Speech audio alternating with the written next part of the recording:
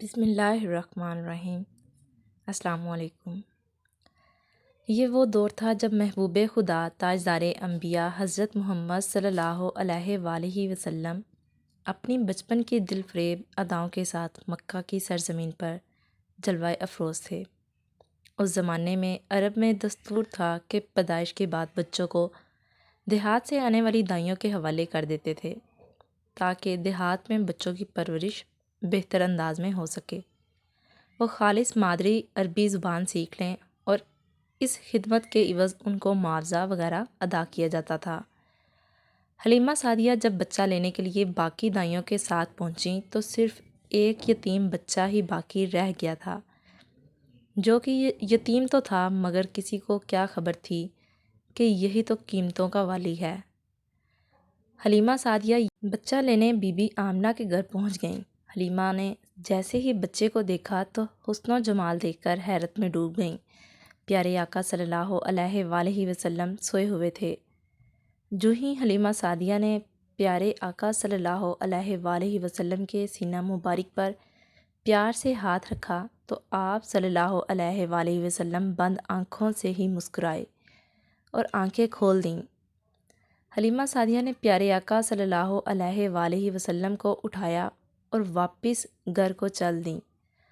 آقا صلی اللہ علیہ وآلہ وسلم کا پہلا دن تھا۔ حضرت حلیمہ کے گھر شام کو جب بکریاں چر کے واپس پلٹیں تو ان کے تھن بھرے ہوئے تھے، سارے برتن بھر گئے، مگر دودھ تھا کہ ختم ہی نہیں ہو رہا تھا۔ یہ وہی بکریاں تھیں جو آج سے پہلے بہت کم دودھ دیا کرتی تھیں۔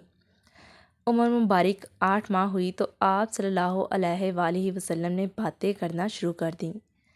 9 ماہ کی عمر میں پیارے پیارے جملے بولنے شروع کر دیے۔ عمر مبارک 2 سال ہوئی تو حلیمہ سعدیہ آپ صلی اللہ علیہ وآلہ وسلم کو لے کر سیدہ آمنہ کے پاس پہنچ گئیں۔ حلیمہ سعدیہ چونکہ پیارے آقا صلی اللہ علیہ وآلہ وسلم کے گھر میں برکات دیکھ چکی تھیں تو بی بی آمنہ سے کہنے لگیں، اگر آپ مجھے اجازت دیں تو میں ابھی بچے کو اور اپنے پاس رکھنا چاہتی ہوں۔ سیدہ آمنہ نے اجازت دے دی۔ حلیمہ سعدیہ آپ صلی اللہ علیہ وآلہ وسلم کو واپس اپنے گھر لے آئیں۔ کچھ بڑے ہوئے تو اپنے دور شریک بہن بھائیوں کے ساتھ بکریاں چرانے جانے لگے۔ پھر کچھ واقعات رونما ہوئے۔ حضرت حلیمہ کو آپ صلی اللہ علیہ وآلہ وسلم کے نقصان کا ڈر ہوا۔ اسی طرح ایک بار حضرت حلیمہ نبی کریم صلی اللہ علیہ وآلہ وسلم کو عکاص کے میلے میں لے آئیں۔ جاہلیت کے دور میں یہاں بہت مشہور میلہ لگتا تھا۔ عرب کے لوگ حج کرنے آتے تو شوال کا مہینہ بھی یہاں ہی آ کر گزارتے۔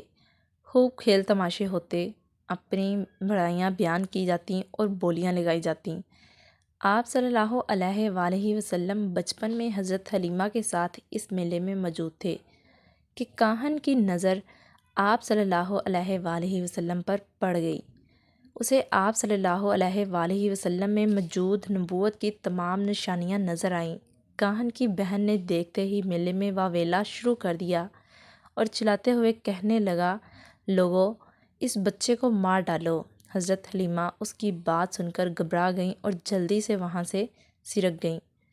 لوگ کاہن کے گرد جمع ہوئے تو اس نے کہا، معبودوں کی قسم میں نے ابھی ایک لڑکا دیکھا ہے، وہ تمہارے دین کے ماننے والوں کو قتل کرے گا، تمہارے بتوں کو توڑ دے گا اور تم سب پر غالب تمہارے بتوں کو توڑ دے گا اور تم سب پر غالب آ جائے گا۔ لوگ آپ صلی اللہ علیہ وآلہ وسلم کی تلاش میں دوڑے مگر ناکام رہے۔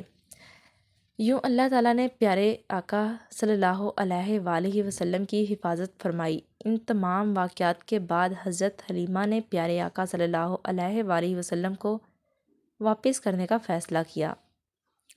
واپس جاتے ہوئے راستے میں آپ کے پاس حبشہ کے عیسائیوں کی ایک جماعت گزری۔ انہوں نے جب پیارے آقا صلی اللہ علیہ وآلہ وسلم کی مہر نبوت اور آنکھوں کی خاص سرخی کو دیکھا تو حضرت حلیمہ سے کہنے لگے، اس بچے کو ہمارے حوالے کر دو، ہم اسے اپنے ملک میں لے جائیں گے، یہ بچہ پیغمبر اور بڑی شان والا ہے۔